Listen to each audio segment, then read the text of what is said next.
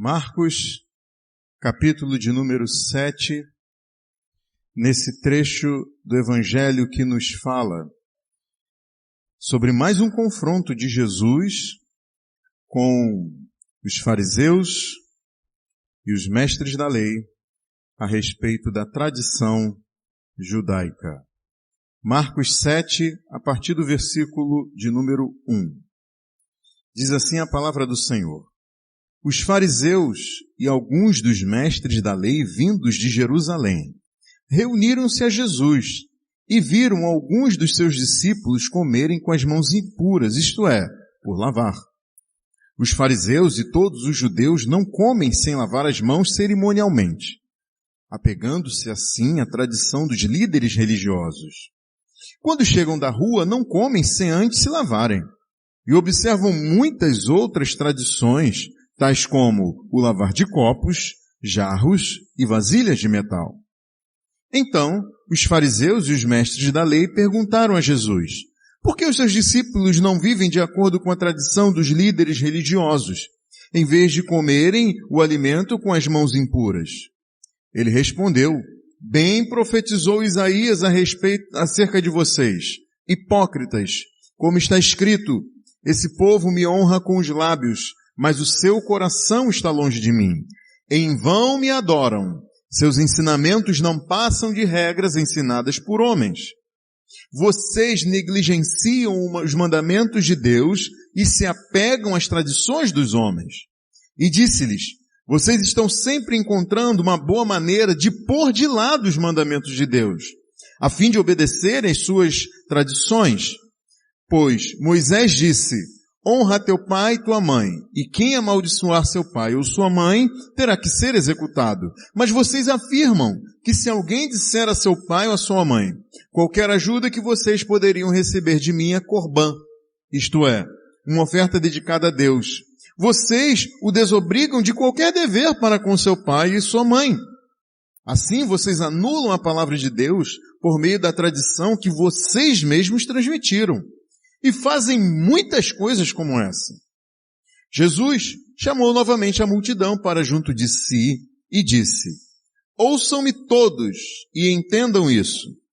Não há nada fora do homem que nele entrando possa torná-lo impuro. Ao contrário, o que sai do homem é que o torna impuro. Se alguém tem ouvidos para ouvir, ouça. Depois de deixar a multidão e entrar em casa, os discípulos lhe pediram explicação da parábola. Será que vocês também não conseguem entender? Perguntou-lhe Jesus. Não percebem que nada que entra no homem pode torná-lo impuro? Porque não entra em seu coração, mas em seu estômago, sendo depois eliminado. Ao dizer isso, Jesus declarou puros todos os alimentos. E continuou, o que sai do homem é que o torna impuro. Pois do interior do coração dos homens vêm os maus pensamentos, as imoralidades sexuais, os roubos, os homicídios, os adultérios, as cobiças, as maldades, o engano, a devassidão, a inveja, a calúnia, a arrogância e a insensatez. Todos esses males vêm de dentro e tornam o homem impuro. Vamos orar. Senhor Deus, nessa noite nós pedimos a Tua graça sobre nós, quando abrimos as Escrituras para meditar nesse texto, Senhor. Que Teu Espírito Santo possa falar os nossos corações, nos levar a sondar os nossos corações, Senhor, e a compreender que é pela Tua graça que nós podemos nos achegar a Ti. Ó Senhor, em nome de Jesus, nós pedimos isso. Amém. Você pode sentar, meu irmão, minha irmã. Meus irmãos, minhas irmãs, deixa eu lhes fazer algumas perguntas. Alguém aqui já fez dieta no período da vida? Não, aí pode ser para emagrecer ou também por conta de um tratamento de saúde, né? Tratamento de saúde. Então, alguma vez durante a dieta, um belo dia ou uma noite terrível, você estando desesperado, desesperada, depois daquele período de dieta, você foi lá e comeu aquilo que não devia ter comido por causa da sua dieta? Ou então você foi em uma festa, no meio da dieta você foi numa festa e resolveu meter o pé na jaca e comeu tudo o que não podia. Aí eu lhe pergunto, como foi o dia seguinte disso? Será que você passou o dia pensando no quanto saiu da dieta, no quanto exagerou, comendo além daquilo que seria aceitável? Se você fez uma dieta com exercícios físicos, aí no caso para emagrecer, nesse dia, depois de você ter enfiado o pé na jaca, você nem comeu direito. Eu vou ficar em jejum hoje, por conta do dia de ontem. Ou então você só comeu alface, e daí no final do dia você falou, agora eu vou tirar todo o atraso. Vou fazer mais esteira do que nunca, mais esforço do que nunca, como eu nunca malhei na vida antes. Pense em uma outra situação. Alguém aqui já teve um desentendimento com o cônjuge, ou com os filhos, ou com quem é filho com seus pais?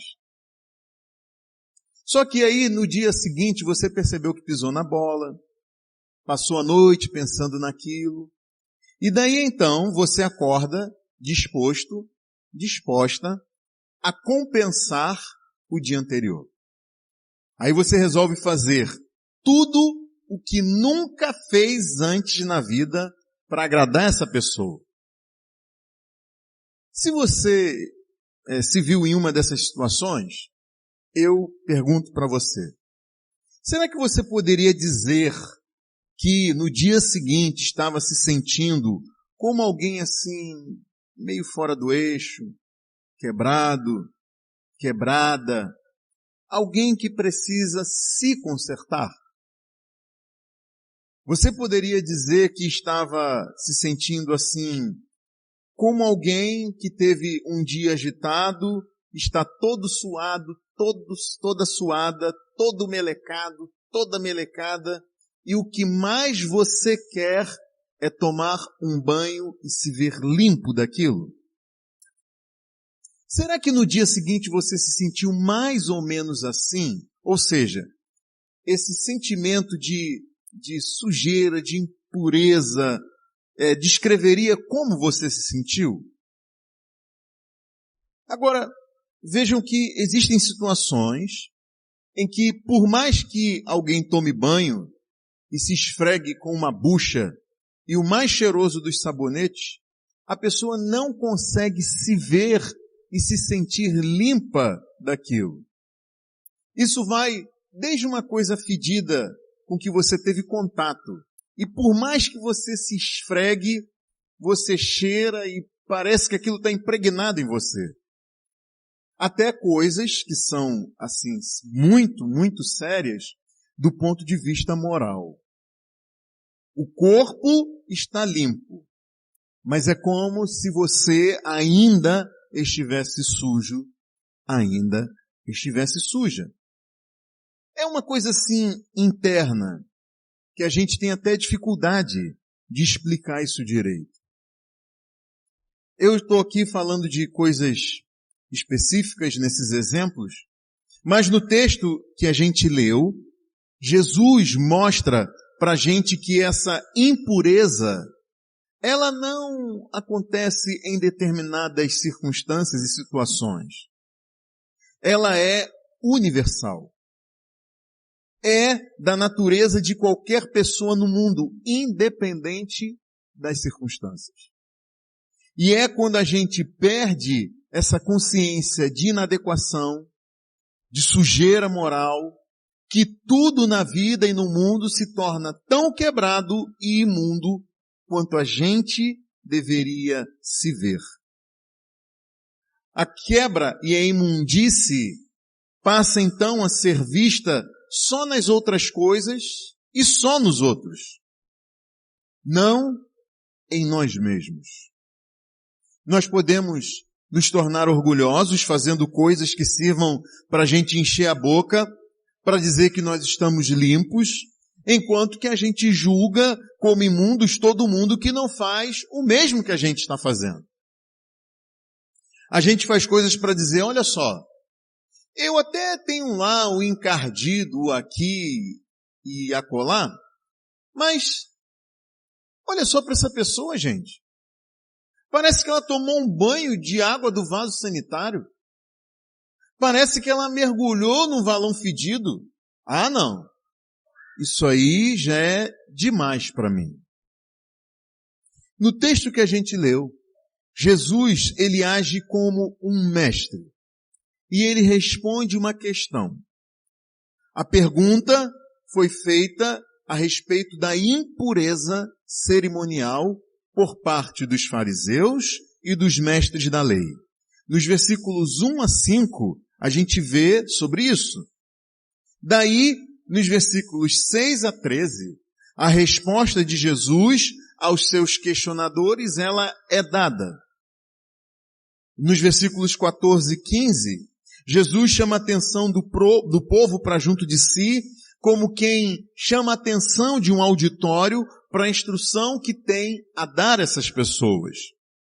E por fim, nos versículos 17 a 23, Jesus, ele explica em detalhes aos seus discípulos o que ele quis ensinar. Então nós temos uma pergunta motivadora, a resposta de Jesus aos questionadores, a convocação de Jesus para a instrução do povo e a explicação dos detalhes daquilo que ele quis ensinar para os seus discípulos.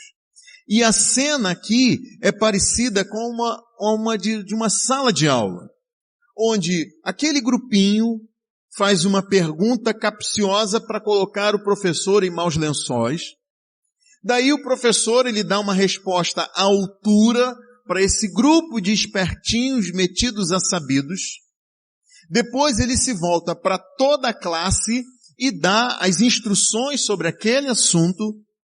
E então aqueles alunos mais dedicados procuram o professor para saber, além das instruções gerais que foram dadas para todos, os detalhes daquilo que ele quis ensinar. E Jesus trata aqui de dois temas. Um é o comer enquanto se está no estado de impureza cerimonial. E o outro assunto é a impureza de alguns alimentos. Então tudo está girando em torno da questão dessa impureza. Tudo tem relação com essa busca pela pureza cerimonial e Jesus trata de uma impureza muito mais profunda, que não é produzida porque alguém comeu sem lavar as mãos e nem porque alguém comeu alguma coisa que é considerada impura. Jesus mostra que todos somos impuros e não há nada o que a gente possa fazer para que nós sejamos purificados. Jesus mostra que o coração do problema é o problema do coração. O coração do problema é o problema do coração. Vejam vocês que quem interpela Jesus, quem faz a pergunta capciosa para Jesus, quem quer pegar Jesus no contrapé, são os fariseus e os mestres da lei. E não é a primeira vez que Jesus é sabatinado por eles. Os fariseus, eles formavam um partido religioso com origem naqueles que se auto-identificavam como os leais a Deus. Mais tarde, esse grupo deu origem aos fariseus, nome que significa os separados. Eles não eram muitos naquela sociedade, mas eles eram muito influentes entre o povo.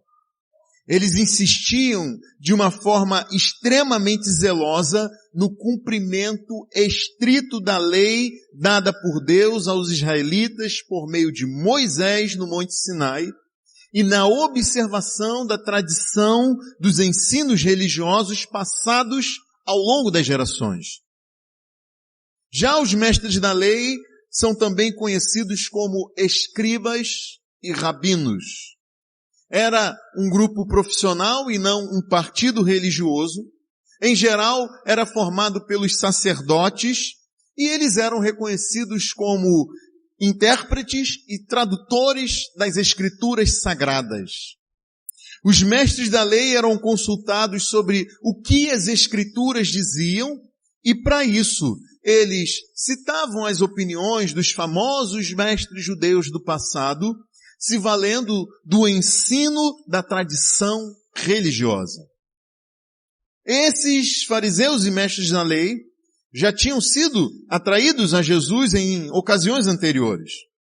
Vejam vocês que Marcos nos mostra no capítulo 2 que primeiro eles presenciaram Jesus dizer a um paralítico que os pecados desse homem estavam perdoados e eles pensaram que Jesus era um herege, porque ninguém senão Deus tem autoridade para perdoar pecados. Certa vez, os mestres da lei, que eram fariseus, questionaram o fato de Jesus comer com pecadores, se misturando com gente que eles, os fariseus, os separados, nunca se envolveriam. E nessa ocasião, Jesus disse que eles eram doentes na alma, que não se enxergavam como enfermos e por isso não procuravam o médico que poderia curá-los. Em outra ocasião, os fariseus e os mestres da lei entraram em rota de colisão com Jesus quando eles estavam numa sinagoga procurando motivos para acusar Jesus e Jesus mostrou o quanto o coração deles estava endurecido. Jesus cura um homem com a mão atrofiada em um sábado, o dia sagrado de descanso dos judeus. E Jesus pergunta, será que nós não podemos fazer o bem num dia de sábado? E eles ficam calados, mostrando a dureza dos seus corações. A coisa chegou a tal ponto que os fariseus conspiraram sobre como poderiam matar Jesus. Mas um encontro conflituoso se deu quando os mestres da lei acusaram Jesus de expulsar demônios pelo poder de Satanás. Eles insinuaram que Jesus era um endemoniado, alguém usado pelo diabo para expulsar demônios. Agora eles aparecem novamente e eles estão observando as atitudes de Jesus com seus discípulos. Eles vieram como se fosse uma comitiva de avaliação da correção dos ensinos e do treinamento que Jesus estava dando aos seus discípulos. E não só por causa disso. A fama de Jesus tinha se espalhado, grandes multidões se reuniam para ouvir os ensinos dele, de Jesus, e essa multidão ficava admirada, porque Jesus lhes ensinava não como os mestres da lei, mas com uma autoridade especial. Nessa ocasião que Marcos nos mostra aqui no capítulo 7, os fariseus e os mestres da lei ficaram escandalizados, porque alguns dos discípulos de Jesus estavam comendo com as mãos cerimonialmente impuras. Vejam vocês que não se tratava de uma acusação de falta de higiene. O que está envolvido aqui não é o que a gente faz comumente em casa ou em um restaurante onde tem uma pia para que a gente lave a mão, onde tem um dispositivo que lança álcool para que a gente limpe as mãos antes de comer. Não se tratava disso. Alguns discípulos de Jesus estavam comendo sem lavar as mãos, da forma como mandava a tradição dos líderes religiosos. E essa tradição dizia que alguém ficava impuro cerimonialmente nas circunstâncias normais do dia a dia. As pessoas, elas ficavam impuras cerimonialmente no seu dia a dia. E por isso elas precisavam se purificar, derramando água sobre as mãos, seguindo um ritual de lavagem descrito em detalhes. Estar puro cerimonialmente era importante porque a impureza cerimonial impedia o adorador de se aproximar de Deus. E por isso, os rabinos judeus começaram a definir regras e regulamentos detalhados, pormenorizados, para governar a vida diária do povo. Especialmente depois que Israel foi destruído como juízo de Deus, provocados pelos pecados desse povo. Daí então eles passaram a pensar e querer garantir que nunca mais a nação sofreria o juízo divino de novo. Eles então fizeram interpretações e aplicações da lei de Moisés para todo mundo. Eles perpetuaram seus ensinos, transmitindo de geração em geração o que eles mesmos tinham estabelecido. E nesse caso específico, eles aplicavam a todo o povo, em todas as circunstâncias do dia a dia, aquelas prescrições da lei originalmente projetadas para os sacerdotes na ocasião do sacrifício no templo. A lei dizia, toda vez que o sacerdote fosse oferecer sacrifícios a Deus, ele devia se lavar.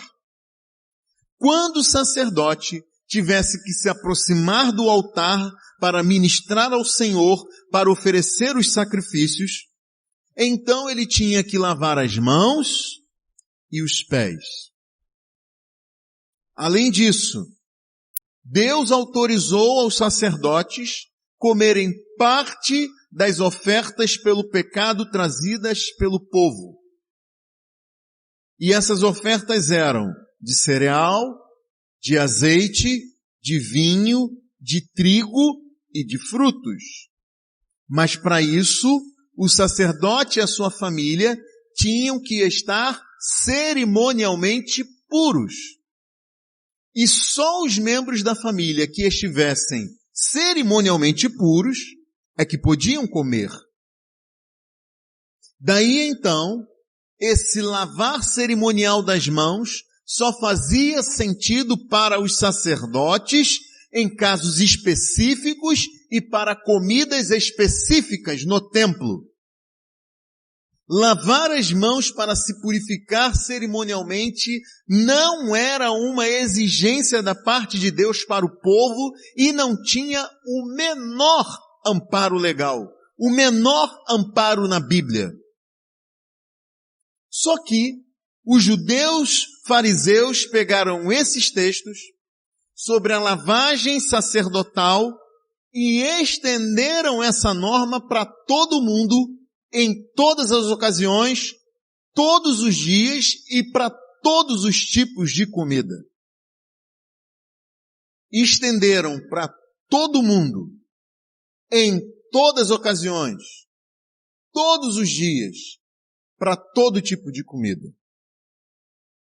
Eles fizeram dessas regras de pureza cerimonial voltada para o sacerdote e os sacerdotes, estenderam isso para todo o povo, fazendo com que todo o povo fizesse um esforço como se isso fosse exigido por Deus, algo para ser cumprido no dia a dia, enquanto eles se autopromoveram como fiscais da pureza de todo mundo.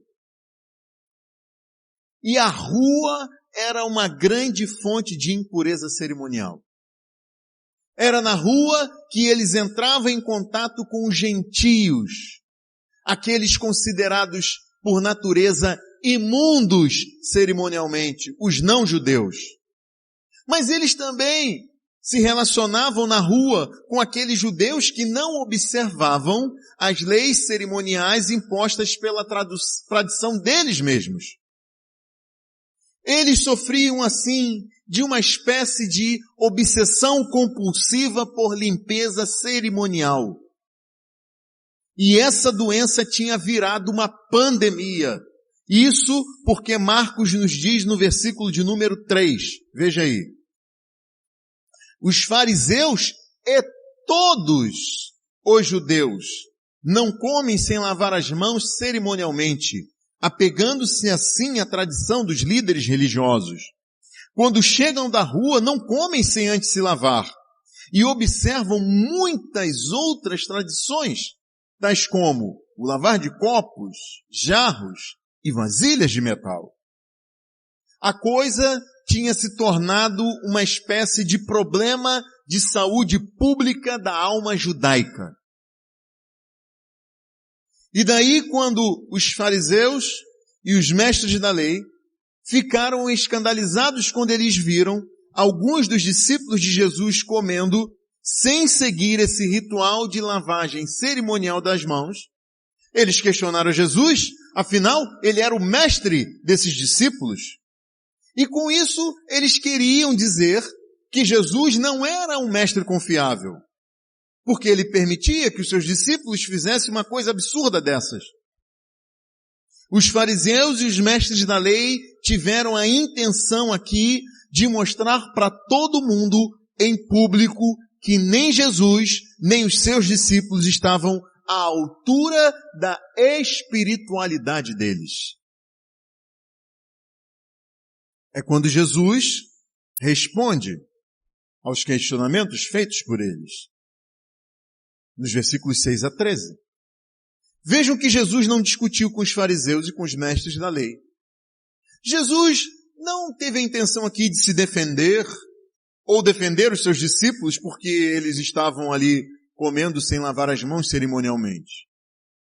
Jesus, ele se valeu do testemunho bíblico e ele apontou a inconsistência dos seus questionadores. Jesus mostrou que os fariseus e os mestres da lei, no fundo, negligenciavam os mandamentos de Deus, ainda que eles posassem para a foto de grandes cumpridores dessa lei. Ele começou mostrando o quanto os fariseus e os mestres da lei eram hipócritas. Veja aí o versículo de número 6. Respondeu Jesus, bem profetizou Isaías acerca de vocês, hipócritas.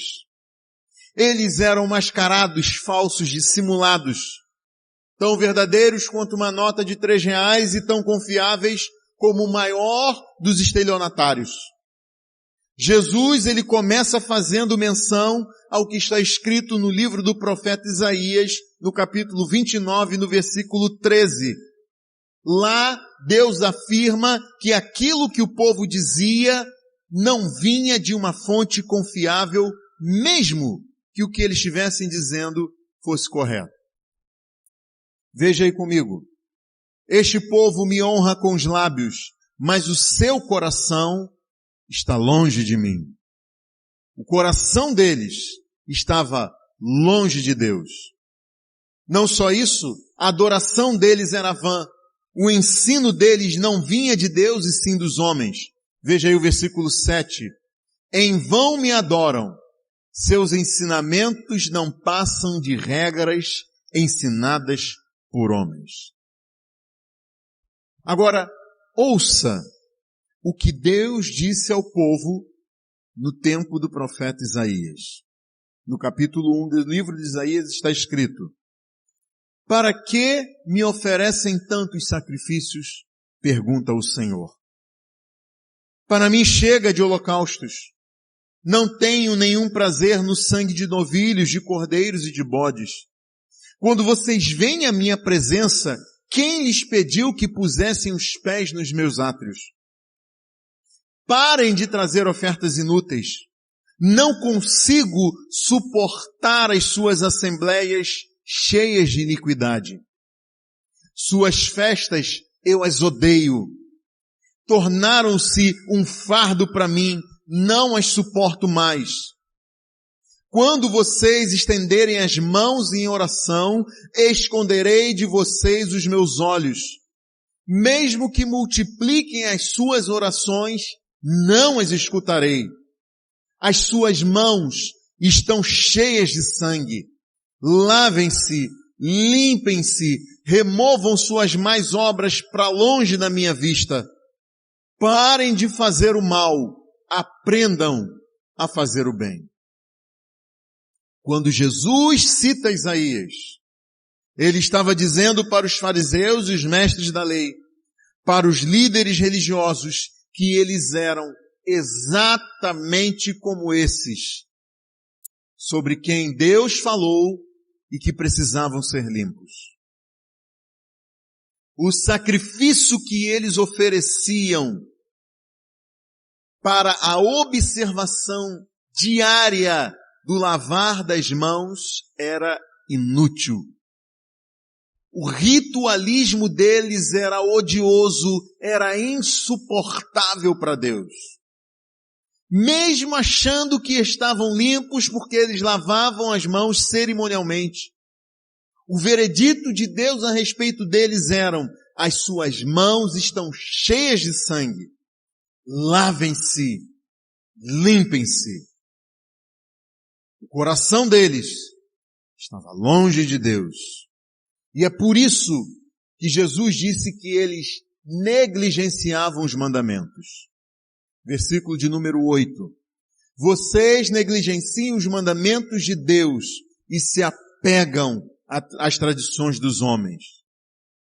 E o verbo que foi traduzido aqui como negligenciando é muito forte. Significa cancelando, renunciando, invalidando. Então, primeiro, eles rejeitavam os mandamentos. Versículo de número 9, Jesus diz: vocês estão sempre encontrando uma boa maneira para pôr de lado os mandamentos de Deus. Eles rejeitavam os mandamentos enquanto obedeciam às tradições que eles mesmos tinham estabelecido. E vejam vocês que no versículo 13 nos mostra que eles invalidavam a palavra de Deus. Lá Jesus diz: vocês anulam a palavra de Deus. E em substituição eles colocavam a tradição até mesmo acima da palavra de Deus.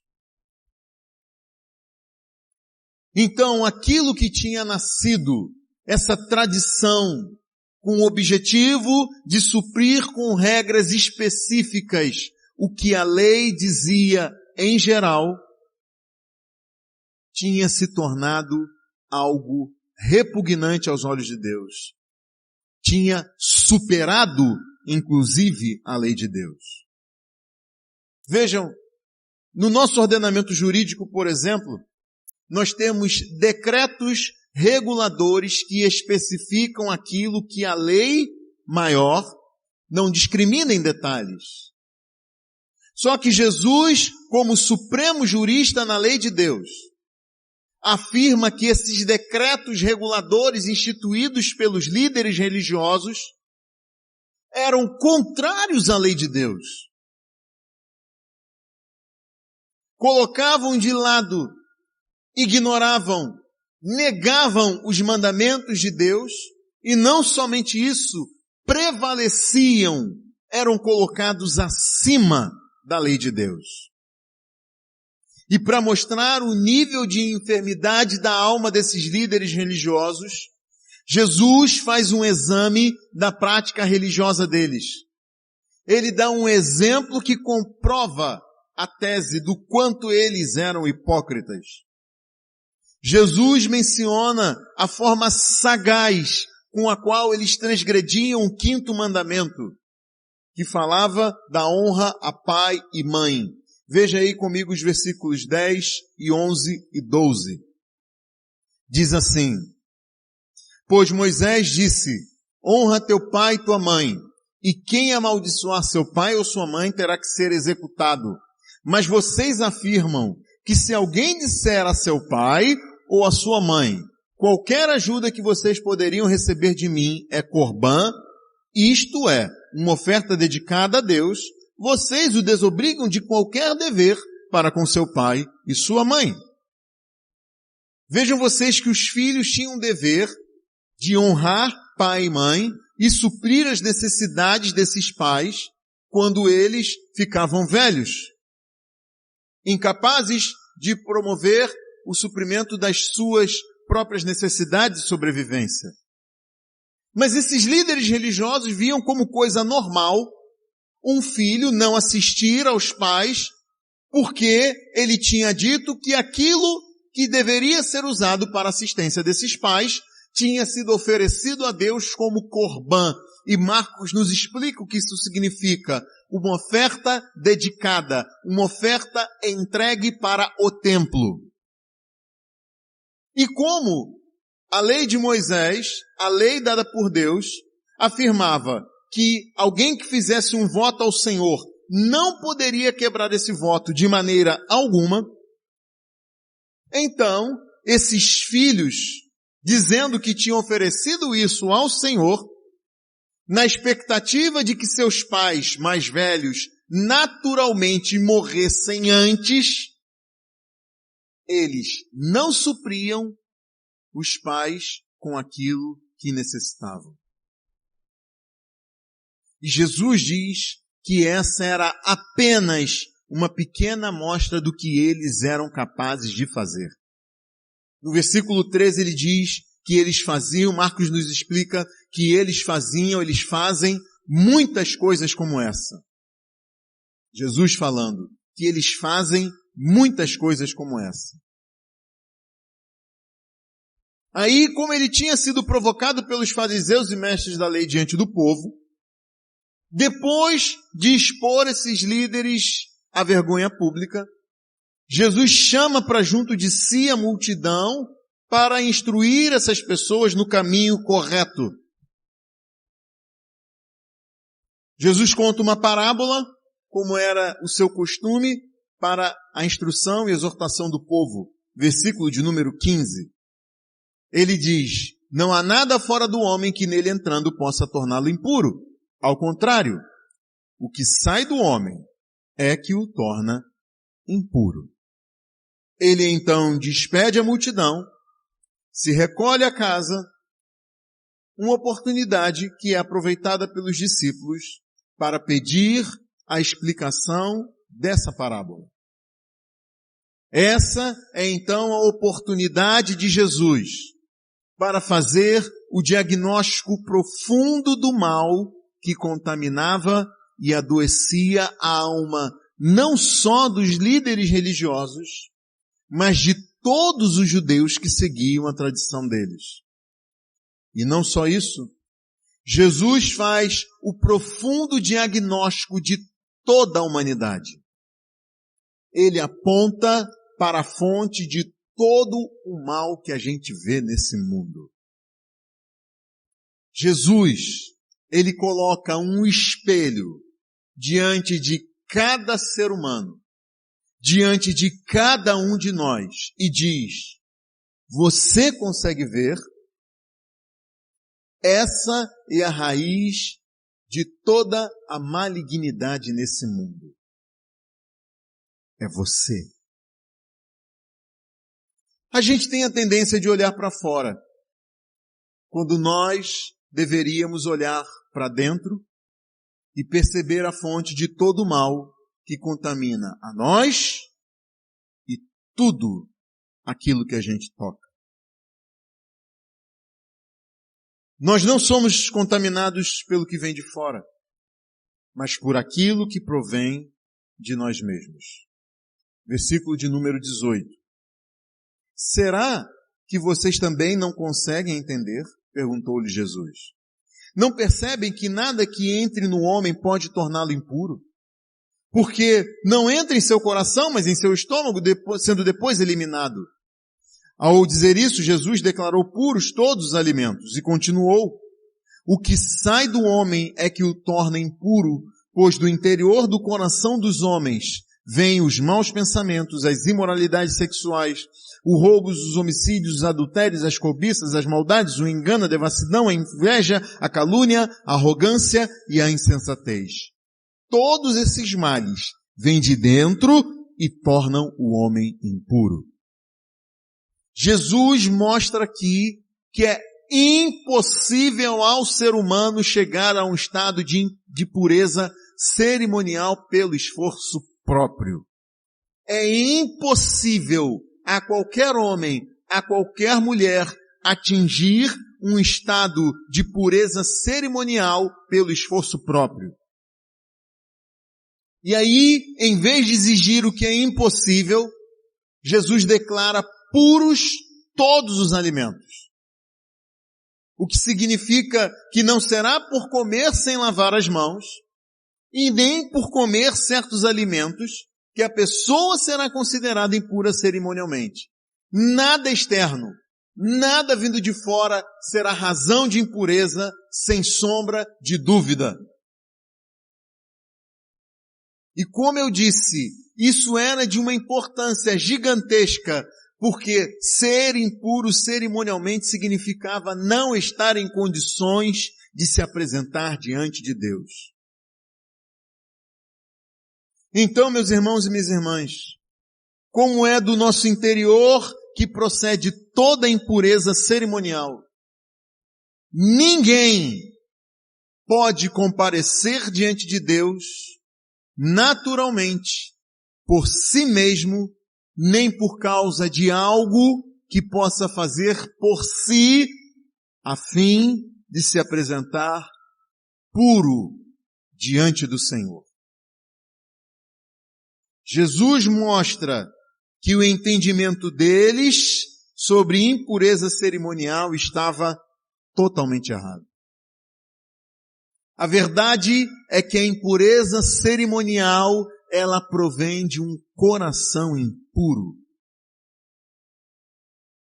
Nem mesmo ela provém do descumprimento de regras. Não é por descumprir regras, mas é por causa do coração. Não é por cumprir regras, mas é por causa do coração.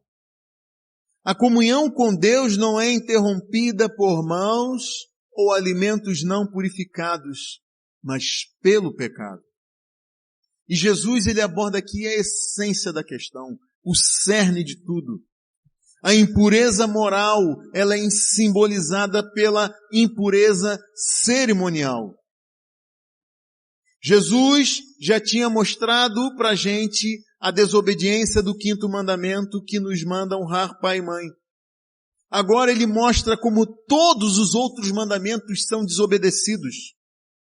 O 6º mandamento, não matarás. O 7º mandamento, não adulterarás. O 8º mandamento, não furtarás. O 9º mandamento, não dirás falso testemunho. E o 10º mandamento, não cobiçarás. Veja aí os versículos 21, o versículo 21 e 22. Quando Jesus enumera aquelas coisas que provêm do interior do coração. Ele diz, pois do interior do coração dos homens vêm os maus pensamentos, as imoralidades sexuais, os roubos. Desobediência ao 8º mandamento, os homicídios, 6º mandamento, os adultérios, 7º mandamento, as cobiças, 10º mandamento, as maldades, o engano, 9º mandamento, a devassidão, o 8º mandamento, a inveja, o 10º mandamento, a calúnia, o 9º mandamento, a arrogância e a insensatez.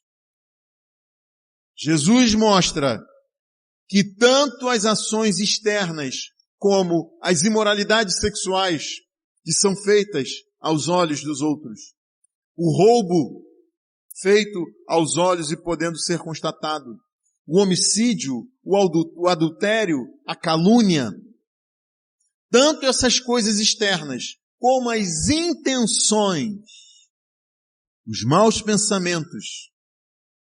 Eu posso olhar para uma pessoa e não saber a quantidade de maus pensamentos que há naquela mente.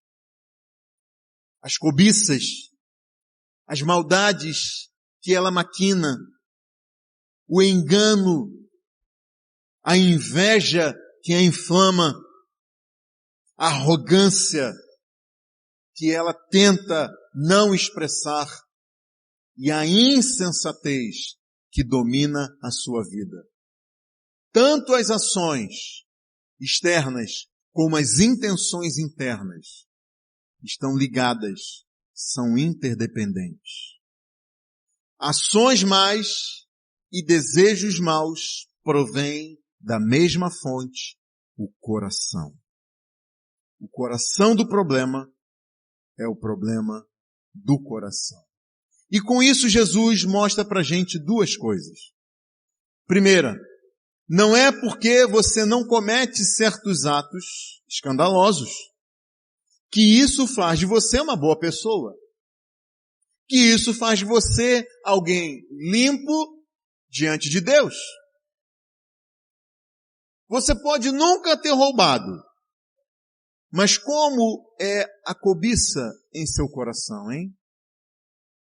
Você pode nunca ter traído seu cônjuge, mas como está a devassidão em seu coração?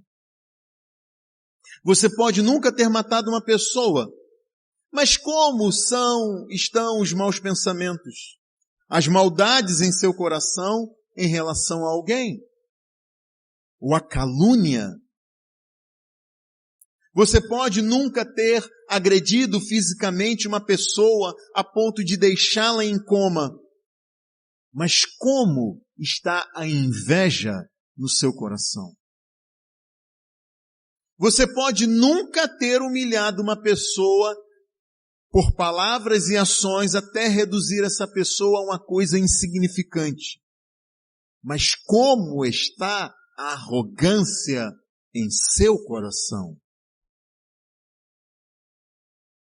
Outro aspecto que Jesus nos mostra é que você não conseguirá resolver o maior problema da sua vida se esforçando para agir de forma diferente ou evitando certas coisas, palavras e atitudes. Como alguém pode pensar ser possível vencer o pecado pelo esforço próprio, se todas essas coisas condenadas pela lei de Deus estão enraizadas no seu coração? Isso nos mostra que somente uma mudança do coração é que pode resolver esse problema. Parece ser até surpreendente que os discípulos não tenham entendido algo tão simples, tão evidente. A ideia de que a impureza moral, ela é interior e não exterior, de que ela é moral e não física. Parece ser surpreendente que eles não tenham entendido que o contato com algo impuro não torna ninguém impuro cerimonialmente. Mas vejam que nós não estamos longe do pensamento dos discípulos. Por exemplo, nós temos a ideia de uma bondade inata ao ser humano. A gente idealiza aquele chamado bom selvagem, imaginando que pessoas isoladas em florestas são boas pessoas. A gente pensa que basta uma boa educação para tornar uma pessoa igualmente boa. Mas percebam como que gente muito bem educada, rica, também rouba, é corrupta, orgulhosa, cobiçosa. É tão pecadora quanto as pessoas sem estudo e miseravelmente pobres. A gente pensa que são as más companhias que fazem alguém mal, como se só isso tornasse essa pessoa má, e que sem isso tudo seria diferente. Vejam, a lavagem das mãos até podia tirar a sujeira externa, mas não purificava ninguém para estar diante de Deus. Ouça o que diz o profeta Jeremias no capítulo 2. Mesmo que você se lave com soda e com muito sabão, a mancha de sua iniquidade permanecerá diante de mim, diz o soberano Senhor. Que você se lave com soda e com muito sabão, a mancha da sua iniquidade permanecerá diante de mim. Jesus fez o exame, mostrou os resultados que comprovam essa doença na alma, fez o diagnóstico desse mal infeccioso, apontou que é o coração que está doente. Só que percebam comigo, como que, curiosamente, ele não mostrou a cura desse mal. Jesus, ele faz o exame, o diagnóstico, constata os fatos, mas não aponta a cura para esse mal. Isso porque a cura para esse mal ainda estava por vir. Ainda aguardava o sacrifício de Jesus na cruz. A Bíblia diz que o sangue de Jesus, seu Filho, o Filho de Deus, nos purifica de todo pecado. E quem sabe você está aqui nessa noite e pensa assim, ou você conhece alguém que pensa da seguinte maneira: bom, sabe o que é? Eu preciso acertar algumas coisas na minha vida antes de fazer parte de uma igreja, antes de seguir o Evangelho, antes de receber a Cristo. Se você que está aqui nessa noite pensa assim, ou se você conhece alguém que pensa assim, saiba ou diga para essa pessoa que é impossível. Ela poderia viver 1 bilhão de anos, que ela nunca chegaria ao ponto de atingir o que ela deseja para então seguir ao Senhor. O que ela precisa, o que você precisa, é vir sujo, imundo, diante do Senhor e pedir: Senhor Jesus, purifica os meus pecados. Como igreja missional, nós somos incentivados a ir às ruas e a se misturar, fazendo contato com todo tipo de gente, com gente impura, especialmente aqueles impuros da nossa sociedade. Nós, crentes, não tememos ficar impuros nesse contato com as pessoas da sociedade, porque o sangue de Cristo nos purificou de uma vez por todas de todos os pecados. Como igreja missional, nós devemos ficar também ligados em o quanto as nossas tradições e as nossas interpretações da Bíblia possam se tornar impedimentos para o nosso convívio com os imundos da sociedade. A gente precisa pensar no quanto, por exemplo, uma visão político-partidária que a gente julga ter origem na Bíblia pode nos tornar orgulhosos, arrogantes e insensatos ao ponto de nos levar à calúnia em relação a outros que pensam de uma forma diferente. Nós precisamos pensar no quanto o modelo de comportamento que nós admitimos em relação à cultura aí fora, ao lazer, à música, ao cinema, pode nos tornar orgulhosos em uma suposta espiritualidade mais desenvolvida, porque nós não ouvimos determinadas músicas, porque nós não frequentamos certos lugares, enquanto a gente deixa de sondar o próprio coração e ver ali profundas raízes de amargura que nos tornam impuros diante de Deus.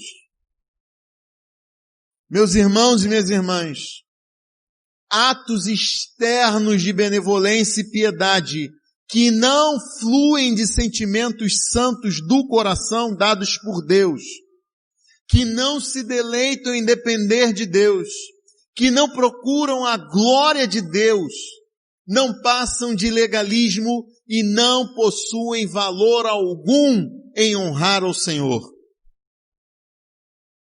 Sentimentos santos em nossas vidas envolvem o ódio para com o pecado, o deleite em Deus, a esperança nas promessas de Deus, a gratidão pela misericórdia de Deus, o desejo de santidade e de compaixão.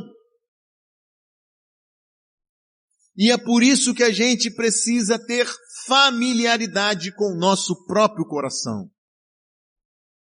Antes de avaliar o coração dos outros, a gente precisa fazer a análise do nosso próprio coração e pedir que o Espírito Santo encha o nosso coração de afetos por Deus. A Bíblia diz que a boca fala sobre aquilo que enche o coração. Então, se o Espírito Santo encher os nossos corações de sentimentos santos, o coração encherá a boca. O coração transbordará para as nossas palavras, para as nossas ações, para os nossos comportamentos. Vejam vocês que coisa interessante aqui nessa narrativa de Marcos a respeito desse enfrentamento de Jesus com os fariseus e os mestres da lei.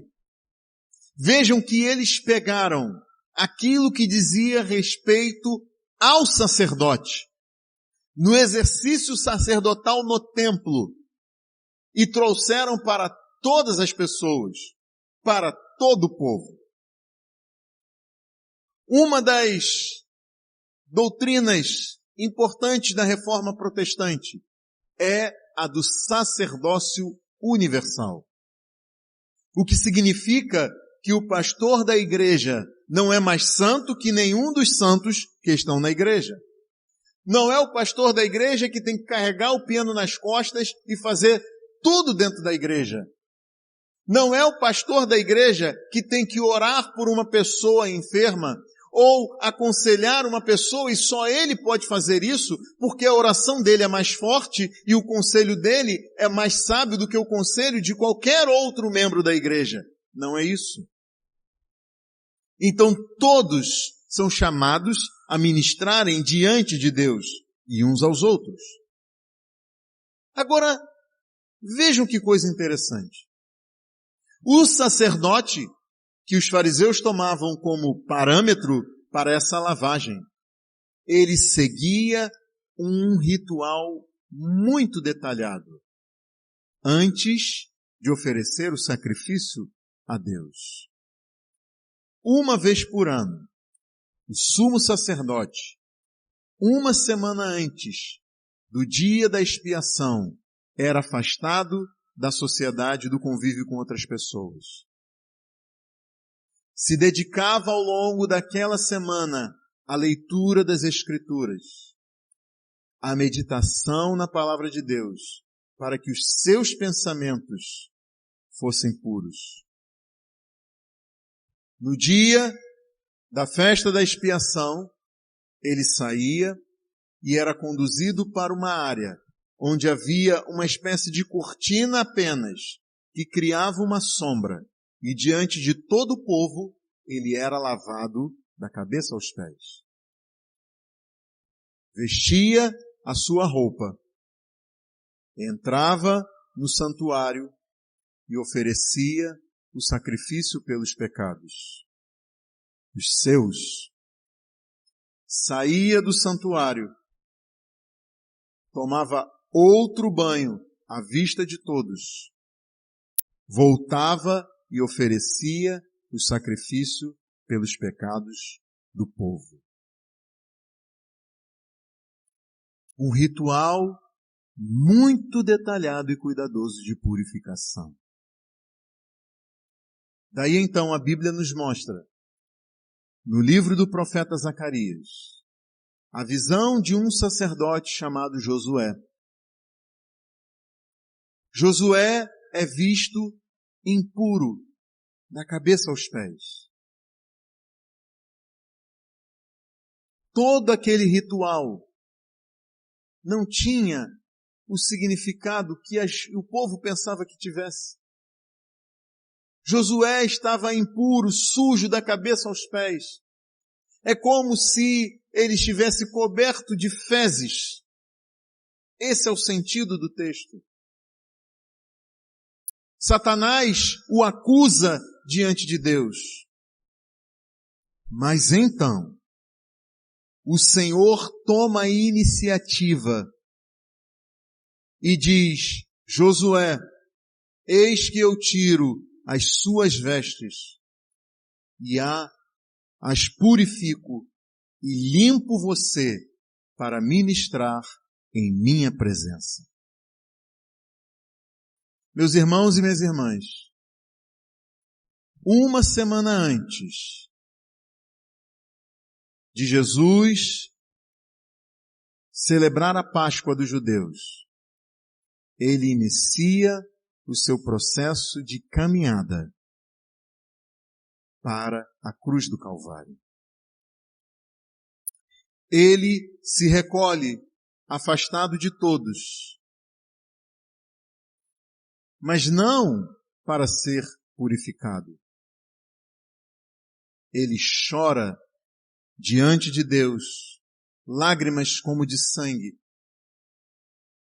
Ele assume sobre si a sujeira de todos aqueles por quem ele haveria de morrer. Na caminhada para a cruz, ele não é lavado com água pura para se purificar, mas coberto com as cusparadas das pessoas sobre ele. Ele então, ao invés de entrar no santuário, na presença de Deus, ele sobe erguido a uma cruz e Deus vira o rosto para ele. Mas ele morre e ressuscita para a glória de Deus e para a purificação de todo aquele que nele crê. É por causa de Jesus e não por nós que nós estamos diante da presença do Senhor. Apocalipse diz a respeito daqueles que vieram da grande tribulação, que lavaram as suas vestes e a branquearam no sangue do Cordeiro. E é por isso que eles estão diante do trono de Deus e o servem dia e noite em seu santuário. E aquele que está sentado no trono estenderá sobre eles o seu tabernáculo.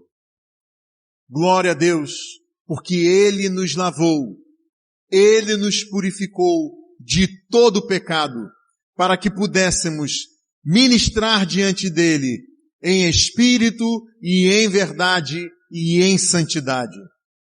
Por isso, nessa noite, meu irmão, minha irmã, você precisa olhar para a cruz. Você precisa olhar para Jesus. Você precisa confiar nele e não em si mesmo. Você precisa dizer: Espírito Santo, purifica-me, limpa-me dos meus pecados, para que eu te sirva para a glória do teu santo nome.